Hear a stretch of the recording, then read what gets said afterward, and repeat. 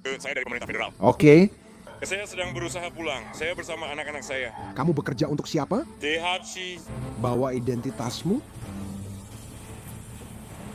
Tidak, saya tidak membawanya. Yaman adalah situasi yang agak tidak biasa. Ya, ada deputi di Florida Keys yang habis menghentikan semua truk yang menurut mereka berjalan sembarangan di jalan. Dan di dalamnya ada seorang ayah bersama dua anak laki-lakinya. Deputi langsung khawatir soal keselamatan anak-anak dan mabuknya pengemudi, lalu mengeluarkan dia dari truk untuk tes kesadaran.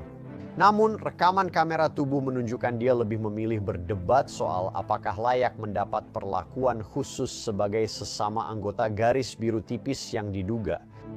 Selamat datang di Sidebar dari Law and Crime, saya Jesse Weber. Scott Thomas de Sereth, 42 tahun, ditangkap Agustus karena mengemudi di bawah pengaruh alkohol dan membahayakan anak setelah atasan Departemen Sheriff melihatnya diduga mengemudi ugal-ugalan. Dan Craig Sanikan memberitahu Anda bahwa kami mendapatkan rekaman untuk melihat bagaimana semua ini terjadi. Dan Anda akan melihatnya sendiri.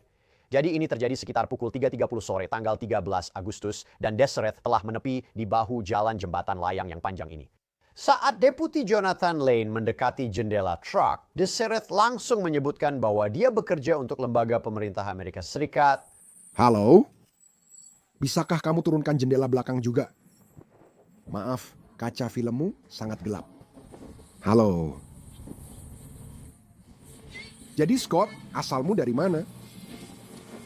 Miami, turun ke Alamorada, lalu kembali lagi. Jadi kamu datang dari Miami ke Islamorada, lalu kembali ke Miami? Ya, saya tinggal di Miami. Oke, kamu tahu di mana kamu sekarang? Iya. Kamu di mana? Kami udah sampai di jalan layang di sini. Jalan raya luar negeri sepanjang 18 mil. Oke, di mana kamu? Apa yang kamu lakukan hari ini? Apa yang kamu lakukan? Kamu pergi memancing? Kamu pergi ke restoran? Kamu sekitar 100 mil dari lokasi yang kamu kira. Oh, aku tidak begitu. Kamu memang begitu. Siapa pria berbaju putih itu? Itu kolonel. Kolonel, ceritakan padaku. Oke, baiklah. Saya dari pemerintah pusat. Oke. Saya pulang bersama anak-anak. Kamu bekerja untuk siapa? DHS. Apakah kamu membawa identitasmu? Tidak, saya tidak membawanya. Oke. Jika saya menelpon mereka, mereka akan pastikan Anda benar dari departemen. Oke. Anda tidak punya identitas dari DHS. Tidak saya bawa, tidak ada. Oke, baiklah. Saya hanya bawa senjata kalau saya. Oke, tapi kamu tidak bawa senjata sekarang, kan? Anak saya tidak membawa. Oke, saya ingin bicara denganmu tanpa anak-anak. Saya akan meminta Anda keluar dari mobil dan kita akan berjalan ke belakang mobil Anda, oke? Kamu serius sekarang? Ya Pak, saya serius. Sekarang begini, dokumen pengadilan yang diajukan setelah penangkapannya mengonfirmasi bahwa Deseret bekerja untuk imigrasi dan bea cukai. Imigrasi dan bea cukai, dan dia adalah veteran Angkatan Darat. Kabarnya dia pensiun dengan hormat sebagai sersan staff. Begini ceritanya. Berdasarkan rekaman kamera tubuh dari Deputi Lane, Deseret tampaknya berharap. Saya mengira argumennya, persaudaraan penegak hukum bisa membantunya keluar dari masalah. Jadi Anda dari Miami ke Islamorada, lalu kembali ke Miami, kenapa pergi ke Islamorada? Teman-teman, serius, apa kita benar-benar melakukan ini sekarang?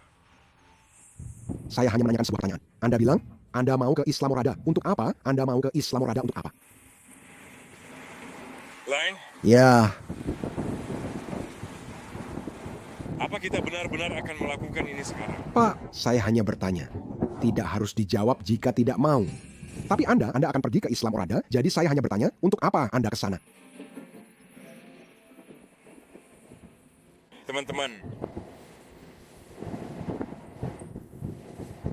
Zak, sudah berapa banyak kamu minum hari ini? sekitar 4 gelas. 4 apa? 4 minuman. Seperti air, alkohol, bir. Kamu minum apa? Kool-Aid? Kalian beneran mau ngerjain gue sekarang? Saya hanya tanya karena kamu terlihat terpengaruh dan tercium bau alkohol. Jadi saya ingin tahu, berapa banyak yang kamu minum agar yakin kamu aman menyetir.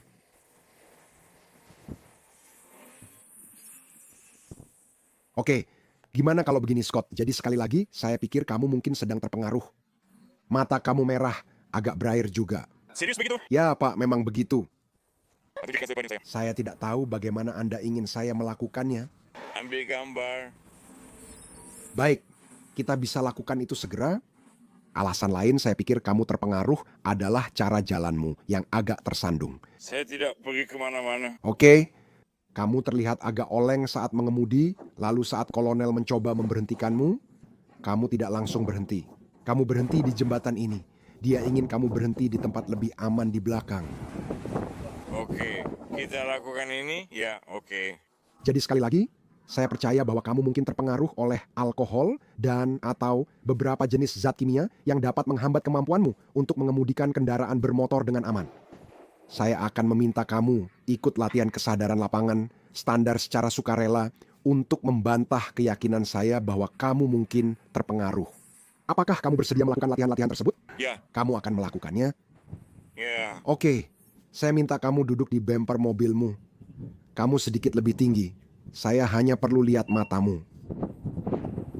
Teman-teman, dengar, saya sudah bersertifikat SFST. Oke, saya juga. Saya ahli pengenalan narkoba. Kamu tahu itu apa? Oke, jadi yang akan saya minta kamu lakukan, kalau bisa silakan luruskan kakimu dan letakkan berdampingan. Sempurna. Lalu tanganmu, kalau bisa, coba turunkan di samping badan, seperti itu. Oke? Jadi yang akan saya minta kamu lakukan adalah tetap jaga kepalamu lurus dan kamu hanya perlu menjaga kepalamu tetap menghadap lurus ke arah saya pada dasarnya. Lalu saya akan melihat matamu. Oke, kamu mengerti? Iya. Apakah kamu penderita diabetes? Tidak. Apakah kamu penderita epilepsi? Tidak. Oke. Apakah kamu punya cedera otak? Saya seorang veteran penyandang disabilitas. Oke. Pernahkah Anda mengalami cedera otak? Ya, saya pernah. Oke. Apakah itu memengaruhi kemampuan mengemudi Anda? Ayo, teman-teman. Oke. Cedera otak apa yang Anda alami? Apakah itu berdampak pada aktivitas harian Anda?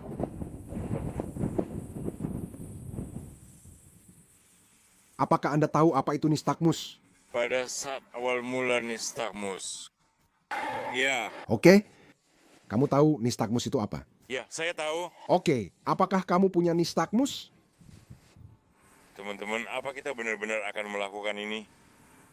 Oke. Apakah kamu punya masalah medis yang perlu saya ketahui? Apakah kamu minum pengencer darah atau obat nyeri? Lain. Iya. Bicara padaku. Aku bicara denganmu sekarang. Aku cuma bicara sama kamu, bro. Benar, tidak apa-apa. Tarik napas dalam-dalam. Kalau kamu belum minum terlalu banyak, sampai tidak bisa mengemudikan kendaraan dengan aman, maka kamu tahu. Lain. Ya, Ayo, teman-teman. Sekarang kita jadi pasukan rumah.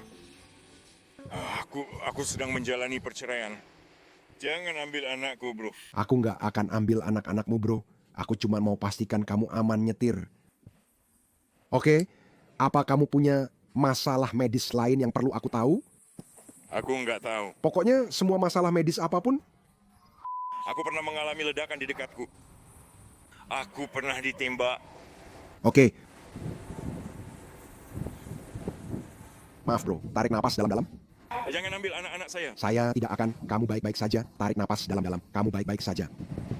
Saya baru saja ditembak.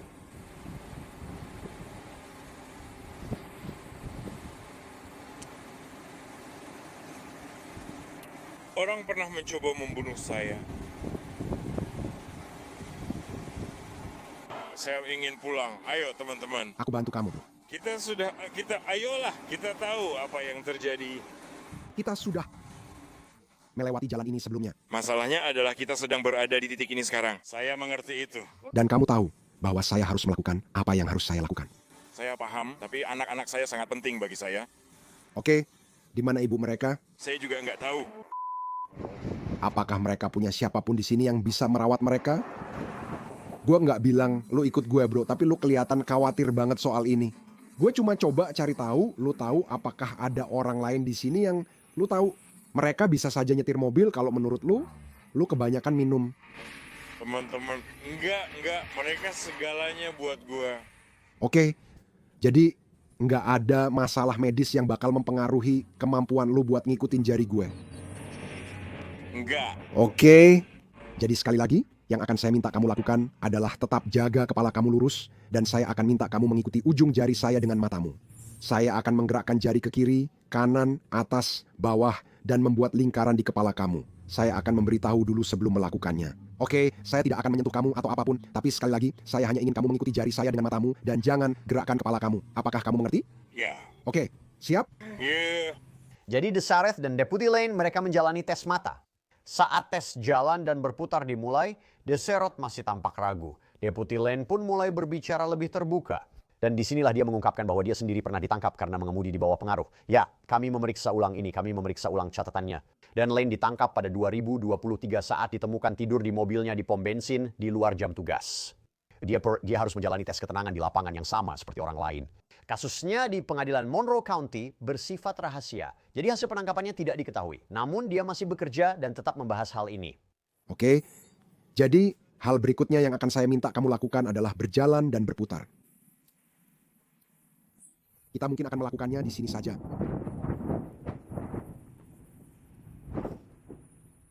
Saya tidak tahu, apakah ini mudah kamu lakukan dengan sandal jepit, atau lebih mudah dengan...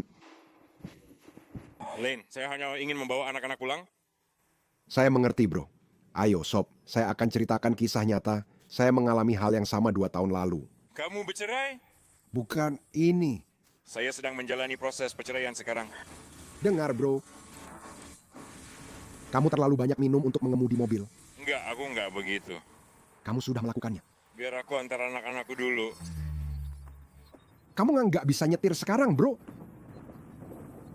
Berdasarkan yang kulihat sejauh ini, kecuali kamu bisa buktikan sebaliknya, mungkin aku salah. Kita lakukan ini agar kamu bisa membuktikan keyakinanku salah soal kamu sedang terpengaruh. Oke? Karena kamu terlihat sempoyongan, aku ingin tahu apakah kamu masih bisa melakukan ini. Sempoyongan? Aku enggak melakukan apa-apa. Tadi saat kamu keluar dari truk, kamu memang terlihat seperti itu. Mungkin aku salah, tapi alat-alat ini memang untuk itu. Agar saya bisa menghilangkan keyakinan bahwa kamu terpengaruh. Sekarang, Wakil Lane menjelaskan instruksi untuk latihan jalan dan berputar beberapa kali, tapi Desareth tampaknya tidak mengikuti. Anda mengerti instruksi itu, Pak? Iya? Oke. Bisakah Anda kembali ke posisi awal untuk saya? Tolong.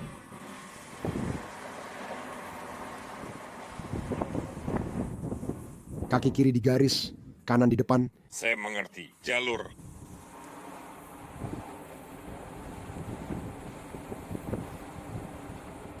Tunggu sebentar. Oke. Wakil Sheriff memang memberinya waktu, tapi alasan Desareth mulai terasa mencurigakan. Oke, bro. Ini jawabannya cuman ya, atau tidak. Kasih aku 1 menit saja. Baiklah, Pak Wakil. Saya sudah beri Anda 1 menit. Tapi kita tidak bisa berdiri di sini selama ini. Lain. Siap, Pak. Saya penegak hukum federal. Saya sedang menjalani perceraian. Istri saya berusaha mengambil anak-anak saya. Saya hanya... Beri saya 1 menit ya. Oke. Kamu tahu rasanya. Kamu tahu seperti apa jadi penegak hukum. Beri aku 1 menit ya, teman-teman. Jika kami beri 1 menit, apakah kamu akan latihan? Aku akan melakukannya.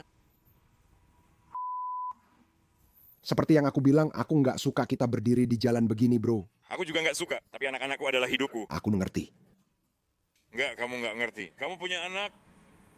Tepatnya, kamu punya anak. Enggak. Tepat. Jadi kamu nggak tahu rasanya.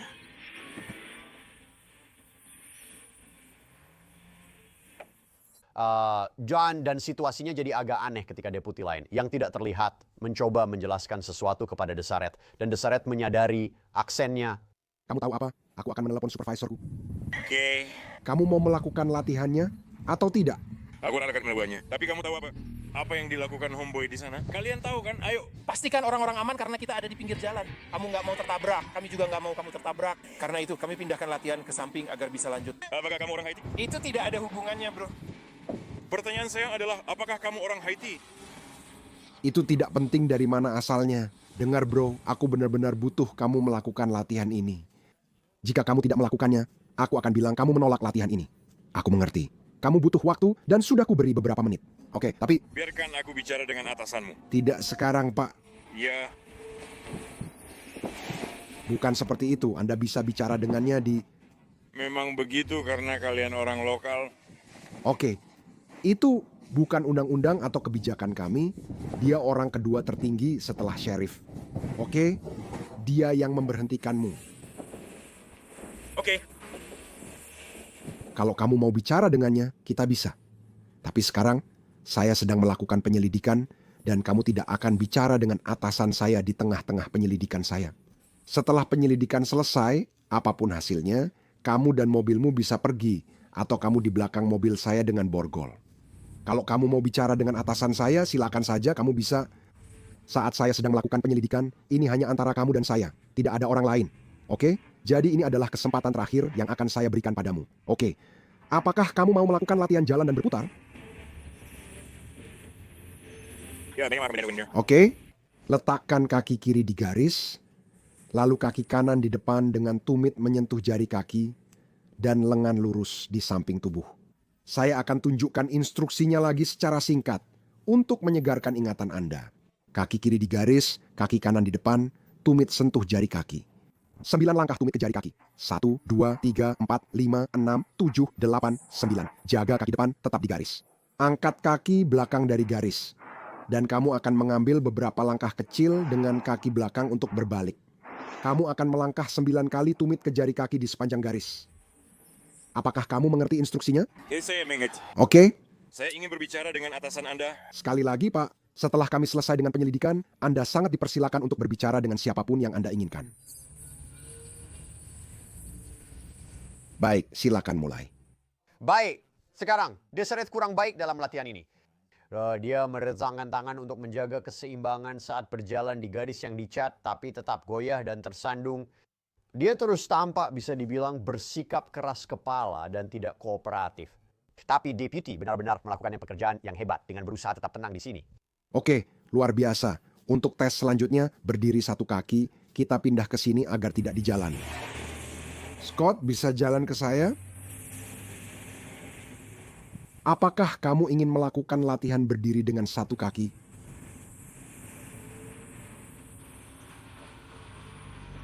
Kenapa kamu... Baiklah, jadi cukup melangkah beberapa langkah ke depan seperti di sini. Apa yang pertama? Oke, jadi agar saya bisa mengarahkan kamu bagaimana melakukan latihannya, saya butuh kamu berdiri di sini. Luar biasa. Terima kasih banyak, Scott. Saat Deputy Lane bertanya pada Deseret tentang lokasi dan minuman sebelum mengemudi, ia tidak mendapat jawaban jelas. Dan akhirnya, saat itulah keadaan mencapai titik di mana Deseret ditangkap. Tidak apa-apa, Scott. Apa yang kamu lakukan di sana? Aku minum 3 gelas. Oke, apa yang kamu dapatkan? Aku tidak tahu, itu buatan bartender. Itu seperti koktail, minuman campuran atau bir, Ayo teman-teman. whisky, vodka, tequila, rum, gin. Ya, aku tidak tahu. Oke, jadi kamu tidak tahu apakah itu seperti... Aku sudah berminggu-minggu tidak minum alkohol. Apakah kamu sudah makan sesuatu hari ini? Ya, Apa yang kamu makan ya aku membuatkan pancake untuk anak-anak laki-laki. pagi ini? Pancake dinosaurs, dan... Apa lagi yang kita makan?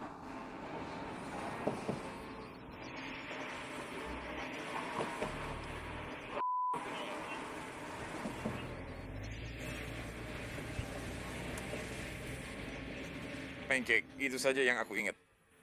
Oke, baiklah, Scott, aku butuh kamu ikut aku ke sini, tolong.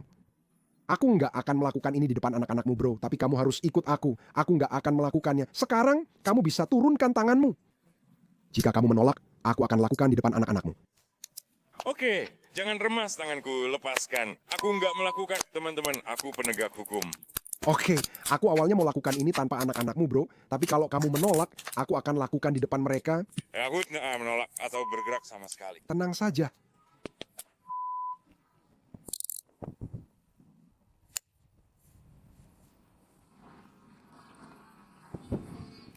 Apa isi sakumu?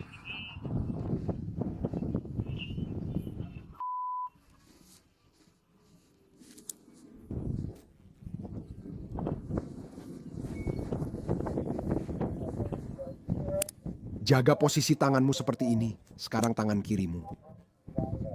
Oke, coba ambil ini.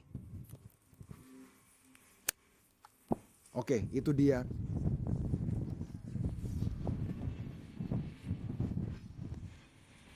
Kamu bisa lewat sisi kiri. Teman-teman, Lane, kenapa kamu melakukannya? Sebelah kanan sudah aman.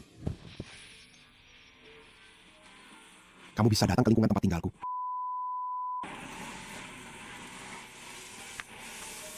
Tepat di dekat lingkungan saya, Pak. Apakah Anda membawa sesuatu yang bisa membahayakan kami? Enggak, bro. Oke. Jadi Scott, sayangnya kamu ditangkap karena mengemudi di bawah pengaruh alkohol. Oke? Lane, Scott, saya yakin kamu sedang terpengaruh. teman-teman, jangan lakukan. Kamu terlalu terpengaruh untuk mengemudi dengan aman, Scott. Wakil Lane mengingatkan bahwa dia paham apa yang dialami di Strath ini memang tidak menyenangkan. Tapi sekarang yang terbaik adalah menahan diri dan bertahan. Tapi Deseret tampaknya tidak terlalu ingin mengikuti nasihat itu. Lane, ayolah, bro. Dia akan ngewe sama gue, bro. Tolong jangan lakukan ini ke gue. 2 tahun lalu gue ditangkap karena nyetir mabuk. Lane, gue paham. Tapi lo punya anak. Akui aja kesalahan lo, bro. Lo udah dewasa. Gue juga pernah nangis, akui aja. Malam ini lo bakal dipenjara, bakal nggak enak. Serius lo? Iya, lo bakal. Bakal berat, bro. Dulu berat buat gue, sekarang juga buat lo. Emang gitu, jadi laki harus tahan. Itu yang selalu orang bilang. Gue paham. Kalau lo polisi, ya udah. Gue ini penegak hukum, bro. Oke, bro. Cukup ngomong dan duduk di belakang mobil. Udahan, ayo berhenti. Bagaimana dengan anak-anak gue? Kita bakal urus mereka. Enggak, tapi gue nggak mau masuk ke sana. Biar gue bicara sama atasan lo. Lo bisa bicara sama dia nanti lagi. Enggak, gue nggak akan masuk ke sana tanpa atasan gue. Oke, ayo kita ke sisi lain. Sini. Ayo bro, jangan melawan aku. Ayo turun. Aku nggak mau bergerak, bro. Jangan lakukan ini, sialan, Lane. Aku akan, hey, ayo bro, kita akan berdiri. Jadi kalian diam. Ayo, masukkan kakimu, berdiri. Ayo, berdiri. Masukkan kakimu ke situ. Bro, jangan kayak anak kecil. Ayo, berhenti. Di mana anak-anakku? Berdiri. Masukkan kakimu. Masukkan kakimu. Masukkan kakimu. Kamu tidak mau membuatku mendorong sekarang. Ayo, masuklah bro. Ayo. Kamu harus duduk di dalam mobil. Jika tidak bekerja sama, kamu akan dipenjara karena melawan. Masuklah, bro. Anak-anakmu akan aman. Tidak ada izin lewat. Dengarkan aku. Tidak, Pak. Jangan di pinggir jalan.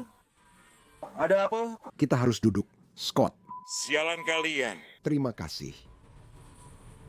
Sialan kau, Ellen. Kau benar-benar sudah menipuku, bro. Bukan aku yang minum lalu menyetir hari ini. Ini ada sesuatu yang menarik. Dari rekaman kamera tubuh ini kita tahu bahwa sebenarnya seorang kolonel dari kantor Sheriff Monroe County yang pertama kali melihat truk Deseret. Dia melaporkan kepada Wakil Lane tentang siapa yang dilihatnya dan kejadian saat mencoba menghentikan pria itu. Dia benar-benar berada di tengah jalan. Di jalur 2 arah? Ya, dia mengendarai di tengah. Arah selatan, arah utara, di area jalur 2 arah.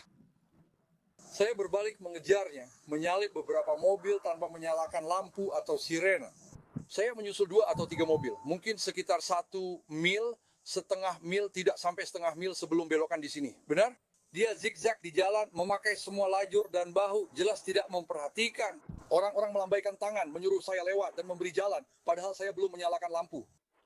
Saya menyalakan lampu agar bisa menghentikannya sebelum ke jembatan.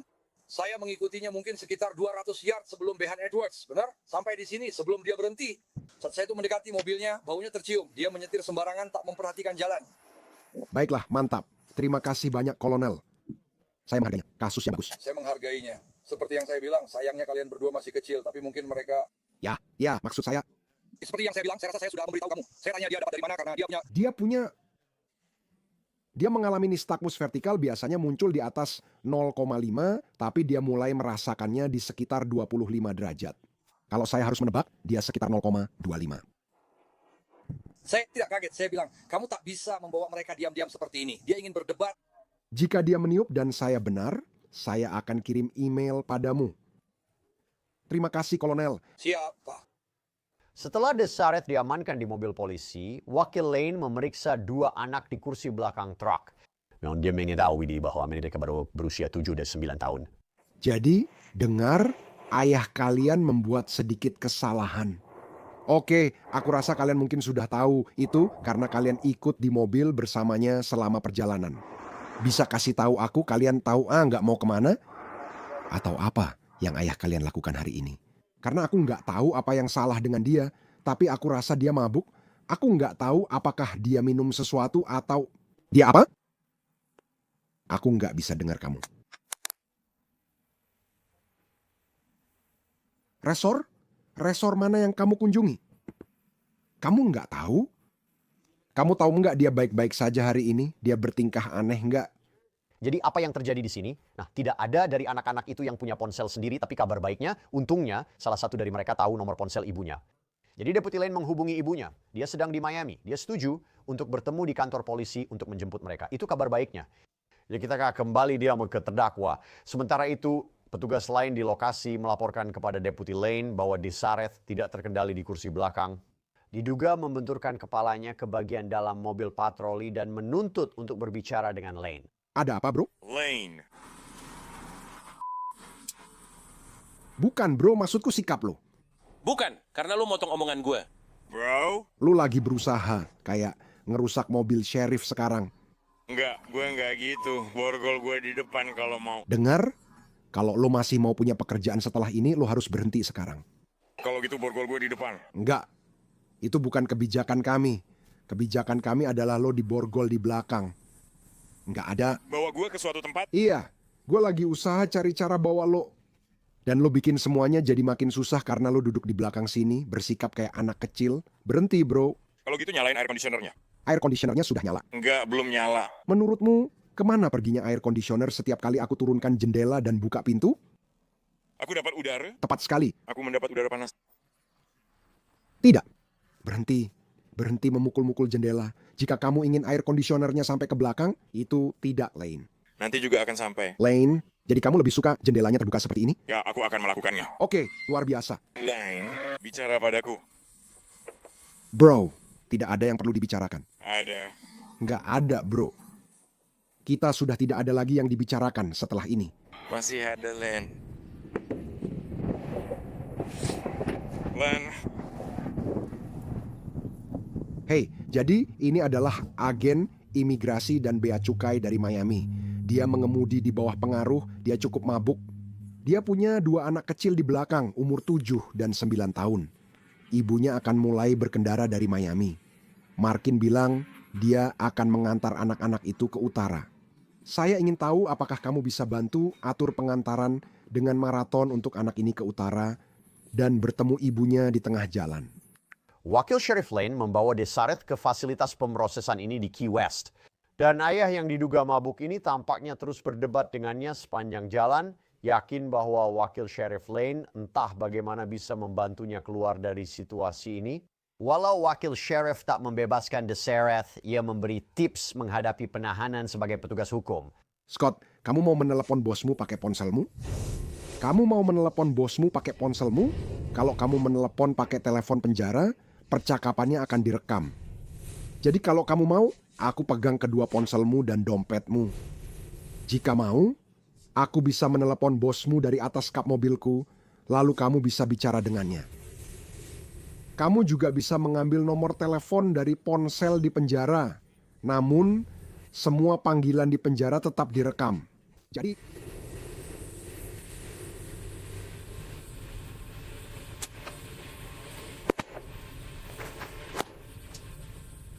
aku hanya tidak ingin aku ingin memastikan kamu tidak mengatakan sesuatu yang bodoh.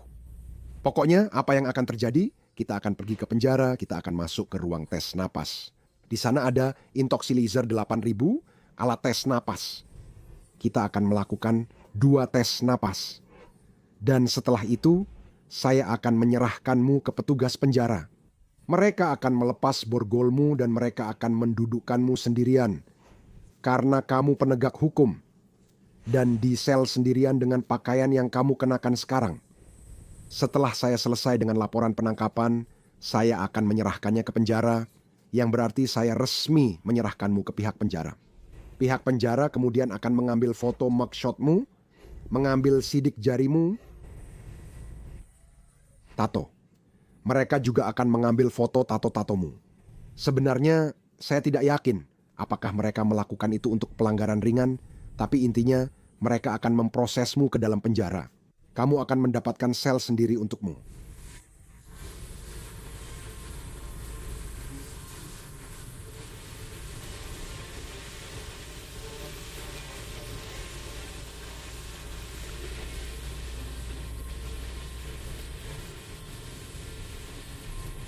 Yah, Scott, demi Tuhan, aku sudah melakukan semua yang aku bisa.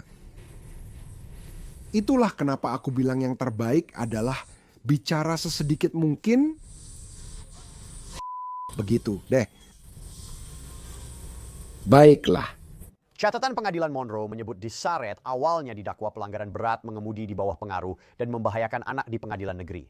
Namun, dakwaan tersebut tampaknya diturunkan dan kasusnya dipindahkan ke pengadilan kabupaten.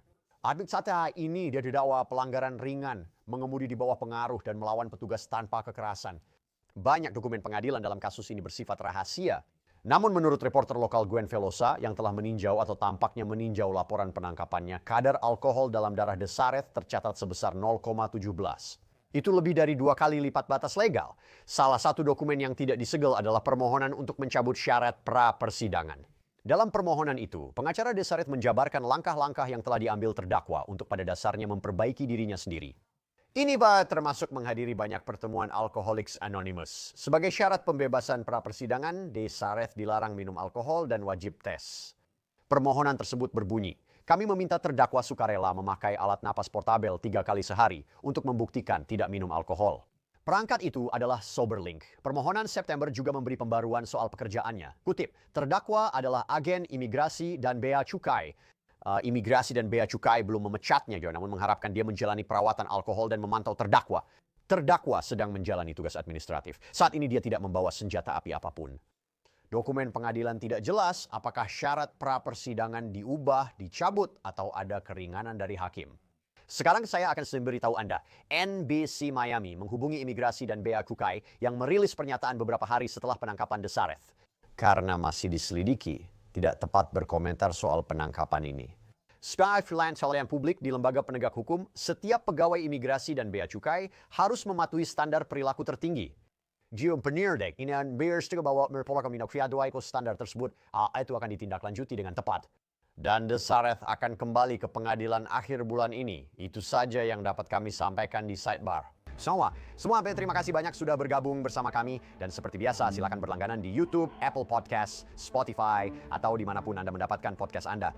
Anda bisa mengikuti saya di X atau Instagram. Saya Jesse Weber. Sampai jumpa di lain waktu.